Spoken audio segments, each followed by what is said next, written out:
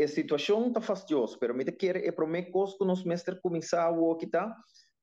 como nós está seguindo não, agora bom, a última sentença de juiz para o governo está desastroso, para a escola está roupa desastroso, então a mim tem que paga em renda não,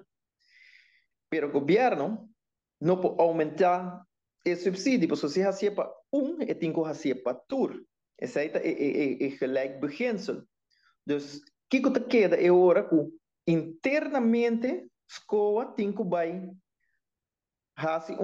audit financeiro para onde é para escapar placa, mas que é uma organização subsidiária, yeah? E também sim que está foco durante dia sentença no juiz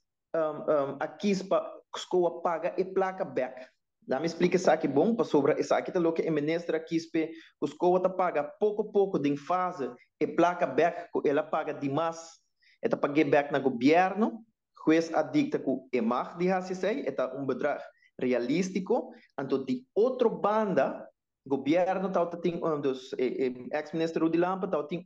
manejo que eta hisa schoolgeld 10 anos largo te hora chega na enorme que eta que eta escola paga de banda, de outra banda, eta raia e placa back. Dus, se o ministro atual continua na duna escola e enorm bedrag, hisa enorm bedrag, para se bota hisa landelijk, e escola ta raia mais placa, al final, pa e quantidade muito nanco e tim, essa aqui também ajuda tiki, pero e não por seguir contratar mais gente ou continuar para pagar e werken aan lo que está paga não, ja? E mas te paga não conforme e wet e lo que tur outro stichting não te paga e certo momento moet que vai